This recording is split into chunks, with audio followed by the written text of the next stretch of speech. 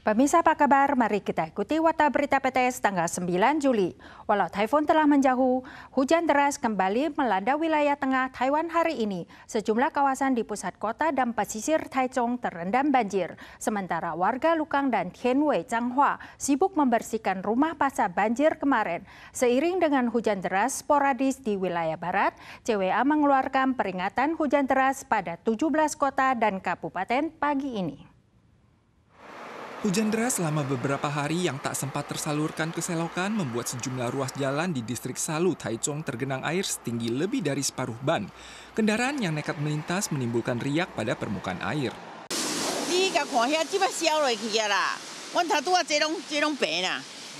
Lumpur di pinggir jalan Taiwan Boulevard hampir merambat hingga jalur lambat. Pengendara motor terpaksa mengurangi kecepatan. Banjir juga terjadi di distrik Uri dan distrik Barat. Padi di desa Tianwei, Changhua baru saja dipanen, namun hujan deras membuat batang padi terhempas ke atas jalan hingga nyaris menyumbat selokan. Tim kebersihan pun bergegas melakukan pembersihan. Banjir parah yang melanda kecamatan Lukang kemarin lusa sudah surut. Hujan deras kembali turun tanggal 9 dikhawatirkan akan kembali menimbulkan banjir parah. Kantor kecamatan segera mengerahkan lebih banyak pompa air untuk merespons. CWA mengeluarkan peringatan hujan lebat untuk 17 kota dan kabupaten tanggal 9 pagi. Hujan berpeluang turun di semua wilayah, terutama di area barat yang berpotensi tinggi diguyur hujan deras berdurasi singkat. 但那次台风减弱成低气压之后，引进的西南风持续为西半部带来比较大的雨势，但是在台湾的东方也有一个比较弱的低气压环流，也从东边为我们带来了一些水汽，所以在这几天天气上面都是相当的不稳定的。 Kondisi cuaca di semua wilayah sebelum hari Jumat akan tidak stabil, terutama di pegunungan wilayah sentral dan selatan yang berpeluang mendapat curah hujan deras sporadis. Hujan diperkirakan baru akan mereda pada hari Sabtu. Pasca taifun, ada warga yang nekat menerobos ke zona terlarang untuk bermain air dan terjadi insiden fatal. Kemarin seorang pria tenggelam saat bermain air di distrik Xintian. 5 petugas damkar dikeluarkan untuk penyelamatan. Namun arus deras menyebabkan perahu karet terbalik dan petugas damkar tersedot ke pusaran air, menyebabkan 2 orang petugas tewas. 5 orang bermain papan selancar di bawah jembatan Sungai Peisi pada tanggal 8. Seorang pria diantaranya tenggelam. 5 petugas damkar dikerahkan guna mengadakan penyelamatan. Namun arus deras membuat perahu karet terbalik. 3 petugas damkar terbawa arus dan tersedot ke bawah bendungan. Setelah diselamatkan, 2 dinyatakan tewas, 1-nya kritis. Sementara pria tenggelam tadi juga dinyatakan meninggal. Lokasi ini tergolong kawasan berisiko tinggi dan dilarang untuk aktivitas air. Pemulihan pasca taifun di Tainan memasuki hari ketiga. Perancang kios pasar Sanhua dan pabrik di Ciku roboh diterpa angin kencang. Sementara area wisata Gunung Garam Ciku masih ditutup akibat kerusakan fasilitas. Sejumlah tiang listrik tumbang di beberapa lokasi, menyebabkan lebih dari 30.000 rumah tangga masih belum mendapatkan aliran listrik.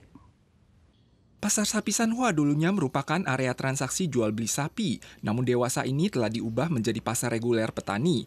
Namun angin kencang yang terbawa taifun Danas membuat pasar ini porak-poranda, menyebabkan ratusan kios tidak dapat menjalani usaha.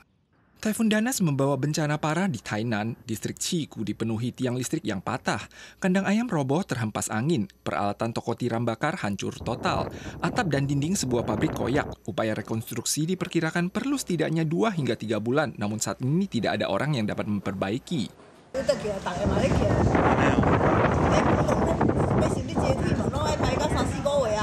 Taifun bukan cuma berimbas pada toko dan rumah, namun juga area wisata. Sarana internal Gunung Garam Ciku rusak parah. Direktur Taman memperkirakan setidaknya butuh 1 bulan baru bisa pulih dan beroperasi normal. 部分的建物屋顶，那还有一些非固定的设施都受到那个强风的影响，那都会有一些破损的状况。 Beberapa ruas jalan di distrik Changchun tidak dapat dilalui akibat tiang listrik yang ambruk. Angin kencang juga membuat sejumlah tiang listrik dan kabel putus, menyebabkan pemadaman listrik pada total lebih dari 220.000 rumah tangga di Tainan. Hingga pagi ini masih ada 31.000 rumah tangga yang masih mati lampu. Danau Caoling di Kabupaten Yunlin terbentuk akibat longsor yang dipicu oleh gempa dahsyat tanggal 21 September tahun 1999. Hujan deras di beberapa hari terakhir kembali menyebabkan terbentuknya waduk longsor di hulu Sungai Qingshui. Pagi ini Ditjen Sumber Daya Air melakukan inspeksi darurat dan mengimbau warga hilir meningkatkan kewaspadaan dan menjauhi bantaran sungai. Hujan berkelanjutan menimbulkan longsor di Dusun Caoling, Kukeng, menyebabkan tanah dan bebatuan menutup aliran hulu sungai Qingshui dan membentuk sebuah waduk longsor.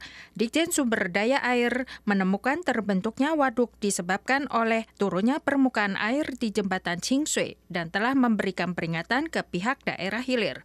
Hasil penyelidikan menunjukkan aliran sungai tidak tersumbat total, sehingga dinilai tidak membahayakan. Pembersihan akan dilakukan setelah cuaca membaik. Hawa panas menyelimuti belahan bumi utara akhir-akhir ini. Kipas angin mini menjadi alat andalan warga untuk menyejukkan diri. Namun berhubung harganya murah, model baru terus diluncurkan, masa pakainya singkat dan sering digonta-ganti. Produk ini dijuluki sebagai teknologi cepat karena menimbulkan pemborosan dan tidak ramah lingkungan layaknya tren busana. Saking panasnya, beruang kutub pun berguling di atas es. Kolam renang penuh sesak, warga di jalanan mengipasi diri. Gelombang panas melanda Eropa. Suhu tertinggi di Praha mencapai 30 derajat Celcius. Menara Eiffel di Paris ditutup karena laporan cuaca setempat menunjukkan banyak wilayah telah mendapat peringatan suhu tinggi berwarna merah. Guna menyejukkan diri, warga Eropa menggunakan kipas angin mini yang harganya terjangkau, sekitar 10 pound sterling atau tak sampai $400 Taiwan. Menurut survei, rata-rata 19.500 unit kipas portable terjual di Inggris setiap harinya. That's pretty cool, but I can't really feel the wind on it. Berhubung harganya murah, banyak orang yang langsung membuang kipas ini usai digunakan. Selain itu, produk dengan masa pakai singkat, sulit diperbaiki, dan dijuluki sebagai teknologi cepat ini diam-diam membawa bencana yang belum pernah terjadi sebelumnya berupa sampah elektronik. What do you do with it afterwards? I mean, it looks trash, so it becomes trash. Pakar menyampaikan produk elektronik berteknologi cepat ini sebenarnya mengandung materi logam berharga yang dapat didaur ulang seperti tembaga, emas, litium, dan aluminium. Selain itu, survei menunjukkan Inggris membuang 589 juta unit produk teknologi cepat antara 2024 dan 2025, dan 471 juta unit pada 2023. Banyak diantaranya yang belum pernah digunakan sama sekali. Para pemirsa sekalian, sekian wadah berita dari PTS. Kita soal lagi di lain kesempatan. Sampai jumpa.